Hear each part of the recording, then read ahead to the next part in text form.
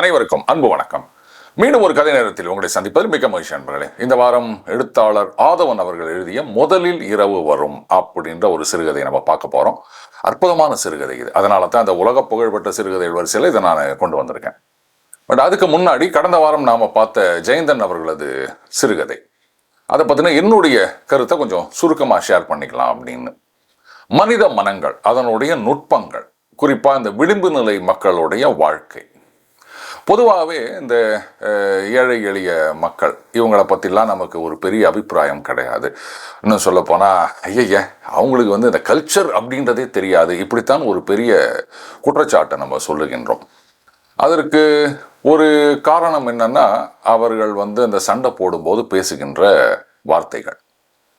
அதில் பாருங்க, மாமியார் மருமகளை பார்த்து சொல்ல, நீ போய் உங்க அப்பனை கட்டிக்கோ அப்படின்றான். அது எதுக்காக சொன்னான்னா, மருமவ மாமியாரை பார்த்து சொல்றா, நீ உன் பிள்ளைய கட்டிக்கோ அப்படின்றா. அதை எதுக்கு மருமவ சொன்னா அப்படின்னா, தாலி அறுத்து உன்னை துரத்தி விடுறான் பாரு அப்படின்னு மாமியார் சொல்றான். ஏன்னா இது பிள்ளைய கட்டிக்கோன்றா, அவ போய் அப்பனை கட்டிக்கோன்றா, சே இதெல்லாம் இப்ப புரியுதா? இவங்களுக்கெல்லாம் கல்ச்சர்ன்றதே கிடையாது அப்படின்னு நம்ம சொல்லிட்டு போயிடலாம். ஆனா இது அந்த நேரத்தில் இப்போ சில பேர் சண்டை போடும்போது கையில் கிடைக்கிறது அப்படின்றதுக்காக மண்ணை வாரி தூத்துறது, இல்லை கல் எடுத்து அடிக்கிறது அப்படின்னு பண்ணுறோம் இல்லையா? அப்போ கத்தி எடுத்து சண்டை போடுவோன் அந்த காலத்தில் அவங்க தான் வீரம் அப்படின்னு சொல்ல முடியாது. அந்த நேரத்தில் சர்வைவலுக்காக எனக்கு கத்தியெல்லாம் கிடையாதுங்க, நான் இந்த மாதிரி தான் பண்ணணும் போது கீழே கிடக்கிற கல் எடுத்து தற்காப்புக்காக சண்டை போடுறான் பாருங்க. அதுவும் ராஜா காலத்தில் நான் சொல்கிறது, ஏன்னா அந்த காலத்துல கத்தி சண்டை அப்படின்றது இருந்தது. அப்போ அதுவும் அவர்களுக்கு என்ன ஆக்சசிபிளா இருக்கோ அதை வச்சு அவன் சண்டை செய்யறான். ஸோ அதையும் நம்ம வீரம் அப்படின்னு தான் எடுத்துக்கணுமே தவிர, என்னது இது இந்த கத்தி, வில், வேல், வாள், கேடயம் இதெல்லாம் வச்சுட்டு முறையா சண்டை போடாம இவன் கல்லெடுத்து சண்டை போடுறானே அப்படின்னு நம்ம சொன்னோம்னா எப்படி தப்பா இருக்குமோ, அந்த மாதிரி தான் இவர்களது அந்த வார்த்தை பிரயோகம், இதை வச்சு மட்டுமே இவர்கள் வாழ்க்கையும் இப்படித்தான் அப்படின்ற நம் முடிவுக்கு நாம் வருவது. அடுத்தது, வாயில சொல்றது ஒண்ணு, ஆனா மனசுல அதெல்லாம் கிடையாது. அந்த நேரத்துல தாக்குதலுக்காக அந்த வார்த்தைகளை அவங்க வீசுறாங்களே தவிர, மனசுக்குள்ள ஒருத்தர் மேல ஒருத்தர் அந்த அளவுக்கு பாசம் இருக்கு. ஸோ சொல் வேறு, மனசு செயல் வேறு அப்படின்றத நல்லா படம் பிடித்து காட்டுகின்றது அந்த சிறுகதை.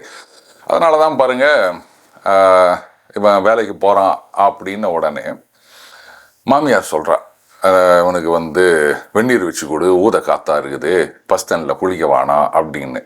ராத்திரி என்ன சொல்றான், நான் இங்கெல்லாம் இருக்க மாட்டேன். அது மட்டும் இல்லை, ஆமாம் இப்போ இப்படி தான் சும்மா 2 சாத்து சாத்துவான், அதுக்கப்புறம் சரசம் ஆடிட்டு போவான், இவனை பற்றி எனக்கு தெரியாதா, கஷ்டப்பட்டு பெத்து வளர்த்து இந்த மாதிரி கவனிக்காமல் இருக்கானே அப்படின்னு புலம்பிட்டு நான் கிளம்பி போகிறேன் அப்படின்றான். அதே மாதிரி மனைவியும் அதைத்தான் ஃபீல் பண்ணுறான். ஆமாம், இவனுக்காக ஒழிச்சு ஓடா தேஞ்சு தினிக்கும் அடி வதம் தான் வாங்கி நிற்கிறேன் நான், எனக்கு எதுக்கு, நான் இனிமே இருக்கணும், அப்பா வீட்டுக்கு போகிறேன் அப்படின்றான். ஆனால் கொஞ்ச நேரத்திலேயே அங்கே பாருங்க, அது ஒரு சின்ன குடிசை வீடு, அவங்களுக்குள்ள அந்த ஊடல் தீர்ந்து விடுகின்றது. இந்த மாமியார் கிழவி சத்தம் காட்டாமல் எதிர்த்த வீட்டு தென்னைக்கு வந்துடுறா. சரி, அவங்களுக்கு டிஸ்டர்பன்ஸாக நாம் இருக்க வேணாமே அப்படின்னு. எந்த மாமியார் இப்படித்தான் 2 அடி அடிப்பான் சும்மாவானா, அதுக்கப்புறம் சரசம் ஆடிட்டு போவான் அப்படின்னு சொன்ன மாமியார், அவங்களுக்கு நாம இடைஞ்சலா இருக்கக்கூடாதுன்னு சொல்லிட்டு பக்கத்து வீட்டுக்கு வரா அப்படின்னா எந்த அளவுக்கு உயர்ந்து நிற்கின்றாள் அந்த கிழவி. பிள்ளைக்கு வெந்நீர் வச்சு கொடு அப்படின்னு சொன்ன கிழவி மவனை பார்த்து சொல்றா, நீ மதுரையிலேருந்து வரும்போது அவளுக்கு புடவை வாங்கிட்டு வாடா, 2 புடவைய மாத்தி மாத்தி தோச்சி கட்டின்னுக்கிறாவோ அப்படின்னு. தனக்கு வேணும்னு சொல்லலை, மருமவ கஷ்டப்படுறாளே, 2 புடவையை வச்சுக்கின்னு ஒன்று கட்டிக்கிறது, ஒன்று கொடியில காயறது. அவளுக்கு புடவை வாங்கிட்டு வாழ்றான். உடனே அதுக்கு மருமவ என்ன சொல்றா, அந்த வெத்தலை பாக்கு இடிக்கிறது, அந்த உரலு காணாம போயிடுச்சு, எத்தனை நாளைக்கு அந்த பயணிக்கிழவங்கிட்டே போயிட்டு கடன் வாங்கிட்டு இருக்கிறது, அதனால அந்த உரல் வாங்கிட்டு வா அப்படின்றான். புடவைன்றது மானத்தை மறைக்கிறது அவசியம். ஆனாலும் அந்த மருமவ அதோட முக்கியமா என்ன சொல்றா, அந்த வெத்தலை பாக்கு இடிக்கிற உரல் அப்படின்னு. ஏன்னா அது கிழவி இன்னும் எத்தனை நாள் இருக்க போதோ, பாவம் இருக்கிற வரைக்கும் சந்தோஷமா இருந்துட்டு போட்டோமே அப்படின்னு. இப்போ சொல்லுங்க, முத நாள் ராத்திரி ஒருத்தர் திட்டிக்கினது, ஒருத்தர் மேல ஒருத்தர் வன்மம் பாராட்டினது, இதெல்லாம் உள்ளத்திலேருந்து வந்ததா, இல்லை வெறும் உதட்டிலேருந்து தாக்குதலுக்காக மட்டுமே சொல்லப்பட்ட வார்த்தைகளா? இதை நாம புரிஞ்சிக்காம அவங்களெல்லாம் அன்கல்ச்சர்டு ஃபெலோஸ் அப்படின்னு ஒரு பட்டம் சூட்டி விடுகின்றோம். ஆனா இந்த கல்ச்சரை காப்பாற்றுகின்றோம் அப்படின்னு சொல்ற நாம தான் உள்ளொன்று வைத்து புறமொன்று பேசுகிறோம். வெளியில நாகரிகமா பேசிக்கின்னு அந்த அசிங்கத்தெல்லாம் நம்ம உள்ள வச்சுட்டு இருக்கோம். இதுதான் அவர்களுக்கும் நமக்கும் உள்ள வித்தியாசம். எழுத்தாளர் ஜெயந்தன் அவர் வந்து ஒரு முற்போக்கு எழுத்தாளராக அறியப்பட்டவர். இந்த கம்யூனிஸ்ட சிந்தனைகள்லாம் அதிகம். பட் அதுக்காக நான் இந்த கதையை தேர்ந்தெடுக்கல. யாராக இருந்தாலும் எந்த சித்தாந்தமாக இருந்தாலும் அவங்க சொல்ற விஷயம் என்ன அப்படின்றது தான் நாம பார்க்க வேண்டும். ஜெயகாந்தன், இன்ஃபேக்ட் நீங்க இன்டர்நெட்ல போயிட்டு ஜெயந்தன் அப்படின்னு தேடினா கூட இந்த ஏஏஏ முதல்ல வந்து கன்ஃபியூஸ் ஆயிடுது. நீங்க வந்து ஜெயகாந்தனை சொல்றீங்கன்னு நினைக்கிறேன் அப்படின்னு சொல்லிட்டு ஜெயகாந்தன் அவர்களை பத்தி தான் கொண்டு வருதே தவிர ஜெயந்தன் அவர்களை பத்தின நிறைய தகவல்கள் இல்லை. அதுக்கப்புறம் இல்லை, அது பாரு ஜெயந்தன் தமிழ் எழுத்தாளர் ஒருத்தர் இருக்காரு அப்படின்னு தமிழ்லையும் அவர் பெயரை போட்ட பிறகுதான் கொஞ்சூண்டு தகவல்கள் தான் அவரை பத்தி கிடைக்குது. ஆனா அவருடைய எழுத்தாக்கங்கள் அதெல்லாம் வந்து வேற லெவல்ல உயர்ந்து நிற்கின்றது. வாய்ப்பு கிடைத்தால் ஜெயந்தன் சிறுகதைகள் புத்தகம் அதை வந்து வாங்கி படியுங்க. அற்புதமான சிறுகதைகள். இன்ஃபேக்ட் நம்ம கதை நேரத்தோட நோக்கமே ஏதோ கதையை பற்றி நம்ம ஸ்லாகிச்சு பேசுகிறோம் அப்படின்றதோட இல்லாமல் அந்த வாசிப்பு அனுபவத்தை ஊக்குவிக்க வேண்டும். இந்த மாதிரியெல்லாம் இருக்கா நம்ம தமிழில் அப்படின்னு தெரிஞ்சு நம்ம ஆச்சரியப்படுறோம் இல்லையா? அத்தோடு நிறுத்திக்காமல் அந்த சம்பந்தப்பட்ட எழுத்தாளர்களுடைய புத்தகங்களை வாங்கி, ஏன்னா நாமளாக படிக்கிறது அப்படின்றது எப்படின்னா காதலியோட நம்ம நேராக உரையாடுவது மாதிரி. யாராவது சொல்லி கேட்கறது அப்படின்றது அது பாஷை தெரியாத ஒரு காதலியோட நடுவில் ஒருத்தர் வச்சிங்கன்னா நாம ஒன்று சொல்ல அதை வந்து கூகுள் டிரான்ஸ்லேட் பண்ணி அவங்களுக்கு சொல்ல, அவங்க சொல்கிறத மறுபடியும் கூகுள் நமக்கு டிரான்ஸ்லேட் பண்ணி, புரியுதுங்களா? அதனால் நேரடியாக வாசித்து அந்த அனுபவத்தை நீங்களும் பெற வேண்டும் நண்பர்களே. ரைட், இப்போ ஆதவன் அவர்களது முதலில் இரவு வரும் அந்த சிறுகதையை பற்றி பார்க்கலாம். ராஜாராமன் ஒரு பஸ்ஸில் போயிட்டு இருக்கான். அப்போ வந்து ஒரு டர்னிங்கில் பஸ்ஸு திரும்பும்போது அப்படி ஜன்னல் வழியாக பார்க்குறான், ஒரு பார்க் இருக்குது. அந்த பார்க்கை பார்த்த உடனே அவனுக்கு வந்து அந்த இளமை கால நினைவுகள்லாம் அப்படியே ஃப்ளாஷ்பேக்கில் கொசுவத்தி சுற்றிட்டு வருது. அந்த பார்க்கில் அவனும் கோதையும் உக்காந்துட்டு இருக்காங்க.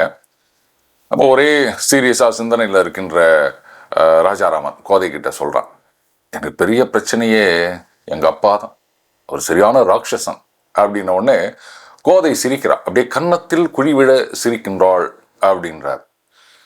இவனுக்கு ஒரு மாதிரி ஆயிடுது. என்ன அப்படின்ன உடனே, இல்லை ரவி, ராமு, பாஸ்கர் அவங்க எல்லாமே இப்படி தான் சொல்கிறாங்க அப்படின்னு.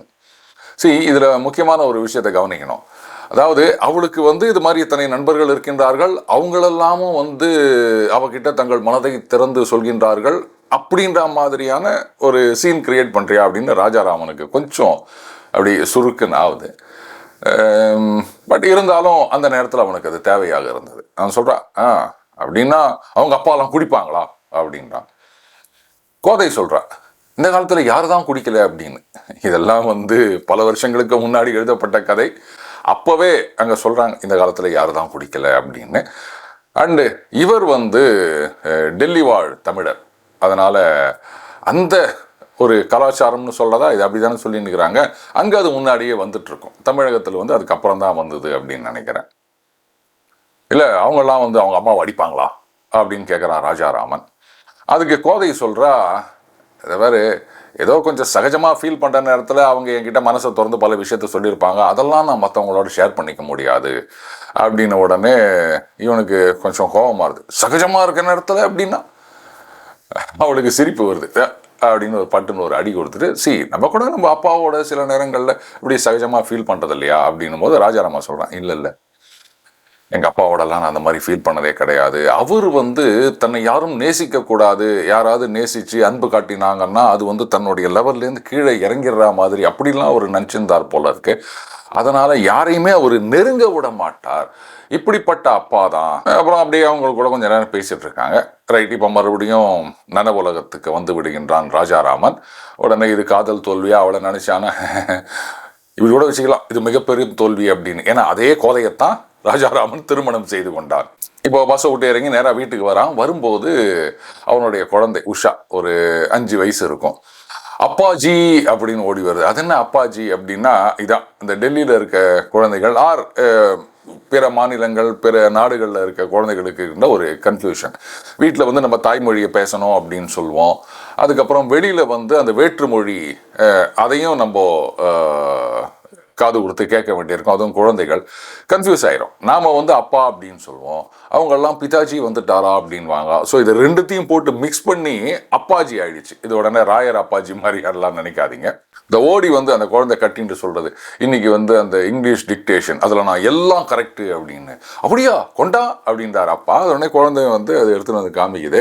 என்ன ஒரு 5 வார்த்தை 10 வார்த்தை இருந்திருக்கோமா, வாடவர் ஒவ்வொன்றும் சொல்ல சொல்ல அப்படியே அப்பா வந்து ஆச்சரியமா அப்படியா வெரி குட் வெரி குட் அப்படின்றாரு.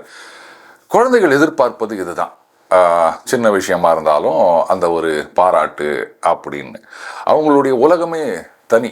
எந்த ஒரு சந்தோஷமோ இல்லை தேவையோ அதெல்லாம் அந்தந்த க்ஷணத்துக்கு மட்டும்தான். அதை நம்ம பின்னாடி பார்க்க போகிறோம். அதுக்கப்புறம் அந்த குழந்தை பார்க்குறது, ஆஹா அப்போ ரொம்ப சந்தோஷமா இருக்காரு அப்படின்னு சொல்லிட்டு, அப்பா நீ எனக்கு வந்து ஐஸ்கிரீம் வாங்கி கொடுத்து ரொம்ப நாள் ஆச்சு அப்படின்றது. அப்படியா எவ்வளோ நாள் ஆச்சு அப்படின்னு குழந்தை எப்படி கையை விரிச்சு காமிக்கிறது, இவ்வளோ நாள் ஆச்சு அப்படின்றதான். சரி வா போகலாம் அப்படின்னு கூப்பிடும்போது இந்த குழந்தை பாட்டி அப்படின்றது யாரு, ராஜாராமனோட அம்மா, நீயும் வா ஐஸ்கிரீம் சாப்பிட போகலாம், நீ போயிட்டு வாடா குழந்தை. ஐயோ ஐஸ்கிரீம் ரொம்ப நல்லா இருக்கும் அப்படின்னா, நீ சாப்பிட்டா நான் சாப்பிட்டா மாதிரி தான்மா, நீ போயிட்டு வா அப்படின்னு சிரிக்க ட்ரை பண்ணுறாளாம் அந்த பாட்டி. ஆனால் அது தடவை குதிரை ஏறுற மாதிரி இருந்தது அப்படின்னு எழுதுகிறார் ஆதவன். சிரிக்க கூட தெரியல. ஏன்னா எடுத்த உடனே யாராலையும் குதிரை மேலே ஏறிட முடியாதுங்க. ஃபர்ஸ்ட் டைம் ட்ரை பண்ணும்போது நம்ம உழுந்து வாருவோம். அந்த மாதிரி சிரிக்கிறதுக்கு கூட அந்த ராஜாராமனது அம்மாவால் முடியவில்லை. அதை ஏன்னு நம்ம பின்னாடி பார்க்க போறோம். இப்போ ராஜாராமன் அம்மாவை பார்க்கறான். சந்தோஷமே இவளுக்கு வேண்டாமா, சிரிக்கக்கூட முடியாது போல இருக்கு, கற்றுக் கொடுக்கணும் போல இருக்கு. இந்த முதியோர்களுக்கெல்லாம் நம்ம வந்து முதியோர் கல்வின்னு கற்றுக் கொடுக்குறோம். ஆனால் வாழ்க்கையை அனுபவிக்கிறதுக்கு சந்தோஷமா இருக்கிறதுக்கு இதெல்லாம் கற்றுக் கொடுக்க முடியும்னு தோணலை போல இருக்கு. எதை கேட்டாலும் வேண்டாம் வேண்டாம் வேண்டாம் அப்படின்னு ஒரு இறுகி போன முகத்தோட எல்லாத்தையும் ஒதுக்கி வச்சுட்டு அவனுக்கு அப்படியே ஃப்ளாஷ்பேக் மாதிரி எல்லாம் ஞாபகம் வருது. அம்மா வந்து டம்ளரில் ஏதாவது தண்ணியாக இருந்தால் கூட எச்சப் பண்ணி குடிக்க மாட்டாங்க. அதுக்கப்புறம் ஏதாவது தின்பண்டங்கள், அந்த வடை மைசூர் பாக்கு எதுவாக இருந்தாலும் நம்மளாம் எடுத்து அப்படியே வாயில் கடிச்சிடுறோம்ல. ஆனால் அது அப்படி கிடையாது. அதை அப்படியே உடைச்சி தான் வாயில் போட்டுப்பாங்களே தவிர அப்படி கடிச்சுக்கிறது அப்படின்ற பழக்கமே கிடையாது. எல்லாத்துலேயும் சுத்தம் இப்படியே இருந்துட்டாங்க. இப்போ குழந்தைய அந்த ஐஸ்கிரீம் கடைக்கு கூப்பிட்டுட்டு போகிறான். குழந்தைக்கு ஐஸ்கிரீம் வாங்கி கொடுத்த உடனே அது ரொம்ப சந்தோஷமாக சாப்பிட்டுட்டு இருக்கு. அப்போ எதிர்த்த டேபிளில் பார்க்குறான். அது ஒரு காதலன் காதலி மாதிரி இருக்குது. அவங்க வந்து அது என்ன மில்க் ஷேக்கா ஜூஸா ஏதோ சம்திங், அதை வந்து 2 ஸ்டாப் போட்டு எதிர்க்க உட்காந்துட்டு அதை குடிச்சிட்டு இருக்காங்க. இப்போ அவன் யோசிக்கிறான், அப்பாவும் வந்து இந்த மாதிரிலாம் ஆசைப்பட்டிருப்பாரோ, அம்மா வந்து மடி ஆச்சாரம் சுத்தம் இப்படின்னே இருந்து அதெல்லாம் ஒதுக்கி வச்சதுனாலேயே வந்து அப்பா ஒரு மாதிரி கோபமான மனுஷன் ஆயிட்டாரோ. இப்போ அப்பாவுக்கு வேணுங்கிறெல்லாம் வந்து அம்மா வேணாம் வேணாம் அப்படின்னு சொன்னதுனால நீ வந்து ரொம்ப சுத்தம் அப்படின்றியா, அப்போ உன்னை பழி வாங்குற மாதிரி நான் இன்னும் அழுக்காகிறேன் பாரு அப்படின்றதுக்காகத்தான் அப்பா வந்து அந்த சரக்கு அடிக்க ஆரம்பிச்சாரோ அப்படின்னு இப்போ அவனுக்கு ஒரு ஞானோதயம் வருது. சின்ன வயசுலலாம் இவன் அப்பாவை கட்டின்ட்டு அப்பா வாசனை அப்படின்வானா. ஆனால் பின்னாடி தான் அவனுக்கு புரிஞ்சிருக்கு அது அப்பா வாசனை இல்லை, அப்பா சாப்பிட்ட விஸ்கியோட வாசனை அப்படின்னு. எத்தனையோ நாட்கள் அப்பா வந்து அந்த பேண்ட் ஷர்ட்டை கூட கைட்டாமல் அப்படியே வந்து படுத்து தூங்கியிருக்கார். ஏன்னா அம்மா எந்த அளவுக்கு சுத்தம் அப்படின்னு போகிறாங்களோ அந்த அளவுக்கு வந்து ஒரு ரியாக்ஷனாக அவர் வந்து தன்னையே அசுத்தப்படுத்தி கொண்டார் அப்படின்றது அவனுக்கு இப்போ புரியுது. இதில் இந்த டீனேஜ் வயசில் பார்த்தீங்கன்னா எல்லா பசங்களுக்கும் உலகத்திலேயே முதல் எதிரி யாரா அப்படின்னா அப்பன்னு தான் சொல்லுவாங்க. இது ஒரு 5லேருந்து 10 வயசு வரைக்கும் பார்த்தீங்கன்னா, ஒரு 5-6 வயசு வரைக்கும் குழந்தைகளுக்கு உலகத்திலேயே மிகப்பெரிய சூப்பர் ஹீரோ அவங்க அப்பன். அதுக்கப்புறமா ஸ்கூலில் இருக்க வாத்தியார். அது அப்படியே கொஞ்சம் கொஞ்சமாக மாறி வந்து அப்படி இப்போல்லாம் வந்து கொஞ்சம் ரொம்ப முன்னாடியே வந்துடுது. ஒரு 14-15 வயசு ஆரம்பித்த உடனே அப்பந்தான் உலகத்தில் இருக்க முதல் எதிரின்றான். அதுக்கப்புறம் பார்த்தீங்கன்னா இது நாள் வரைக்கும் டீச்சர், எங்கள் ஸ்கூல் டீச்சருக்கு தான் எல்லாம் தெரியும் சொல்லியிருந்தவன், ஐயா அந்த ஆளுக்கு ஒன்றுமே தெரியாது அப்படின்னு சொல்ல ஆரம்பிச்சிடுறான். அதுக்கப்புறம் அப்படியே வயசாகி கொஞ்சம் கொஞ்சமாக இவனும் ஒரு அப்பா நான பிறகு தான் பார்த்தீங்கன்னா அப்பாக்கள் தான் புத்திசாலி அப்படின்ற ரியலைசேஷனுக்கு வரான். ஸோ இதனுடைய ஒரு பார்ட்டாக தான் நான் பார்க்குறேன். அந்த சின்ன வயசில் டீனேஜா அதுக்கு தாண்டின வயசில் ராஜாராமன் வந்து கோதைகிட்ட சொல்கிறான், எங்கள் அப்பா தான் எல்லாத்துக்கும் பிரச்சனை, அவர் தான் ராட்சசன் அப்படின்னு. இன்னைக்கு அப்பாவோட நிலைமையை யோசிச்சு பார்க்குறான் அதே ராஜாராமன். இப்போது அங்கே ஐஸ்கிரீம் சாப்பிட்டுட்டு கிளம்பும்போது குழந்தை கேட்குறது, அப்பா நாளைக்கு வந்துடுதா அப்படின்றது. அப்போ ராஜாராமன் சொல்கிறான், இல்லைம்மா அது இப்போ ராத்திரி வந்திருக்கு இல்லையா, அதுக்கப்புறமா சூரியன் வரும், அப்போ தான் நாளைக்கு வரும் அப்படின்றான். அப்போ அந்த குழந்தை கேட்குறது, அப்போ நாளைக்கு அம்மா வந்துருவாளா அப்படின்னு. வந்துருவாம்மா. அப்பா இந்த மாதிரி அம்மா என்னை சும்மா சும்மா விட்டுட்டு போகிறா, இது எனக்கு பிடிக்கவே இல்லை அப்படின்னு. அது கோதையுடைய வேலை அந்த மாதிரி, அதனால் அடிக்கடி டூர் போக வேண்டியிருக்கு. வந்த உடனே அவளோட அந்த சிறு சிறு முகம் ஆயிடுமோ, இல்லை அவளும் அம்மா மாதிரியே வந்து இது மாதிரி ஆயிடுவாளோ. பட் அந்த அளவுக்கு இப்போ முன்ன இருந்த அளவுக்கு இப்போ சகஜமாக இல்லைன்றது புரியுது. இப்படியே யோசிச்சுட்டு அவன் வீட்டுக்குள்ளே வரான். அதுக்கப்புறம் பாட்டி, அது ராஜாராமன், அந்த உஷா குழந்தை 3 பேரும் உட்காந்து சாப்பிட்றாங்க. ராஜாராமனுக்கு வந்து 3 குழந்தைகள் உட்காந்து சாப்பிட்ற மாதிரி இருக்கு. அதுக்கு ஒரு விளக்கம் கொடுக்குறாரு ஆதவன். உஷா நிஜமாவே 5 வயசு குழந்தை. ராஜாராமன் வந்து என்னைக்கு இருந்தாலும் அம்மாவுக்கு குழந்தை. ஆனால் அம்மா அந்த சின்ன வயசுலேயே அந்த ஒரு வேலி கூண்டுக்குள் அடைக்கப்பட்ட ஒரு குழந்தை, அதை விட்டு அவளால் வெளில வர முடியல அப்படின்னு ஃபீல் பண்ணுறான். அப்பா இறந்து போயிட்டார், இப்போ உயிரோட இல்லை. அதுக்கப்புறம் சாப்பிட்டுட்டு குழந்தை தூங்க போயிடுது. குழந்தை தூங்குற வரைக்கும் வெயிட் பண்ணிட்டு இருக்கான் ராஜாராமன். அதுக்கப்புறம் அம்மா கிட்ட போகிறான். போயிட்டு அம்மாவை கட்டி அணைச்சிட்டு அழ ஆரம்பிக்கிறான். எதுக்காக அப்படின்னு இவனும் சொல்லலை, அவளும் கேட்கல. பையனுடைய அணைப்பில் அம்மா இருக்கா. அப்போ ராஜாராமன் நினைக்கிறான், அப்பா நீயும் இந்த மாதிரி இழகி இருக்கணும்ப்பா, அழுது இருக்கணும் ஒரே ஒரு நாளாவது. இப்போ அந்த குழந்தைக்கு சொன்னதை ராஜாராமன் தனக்கு தானே சொல்லிக்கிறான். ராத்திரி முடிஞ்ச பிறகு சூரியன் வரும், வெளிச்சம் வரும், அதுதான் நாளைக்கு அப்படின்னு. நண்பர்களே, இந்த கதையை பற்றின உங்களுடைய கருத்துக்கள், அந்த எழுத்தாளர் என்ன சொல்ல வரார், இதிலிருந்து நீங்கள் தெரிந்து கொண்டது என்ன அப்படின்றத பற்றி கமெண்ட்ல போடுங்க. என்னுடைய கருத்துக்களை அடுத்த வாரம் நான் ஷேர் பண்ணிக்கிறேன். மீண்டும் அடுத்த வாரம் சந்திப்போம். வணக்கம்.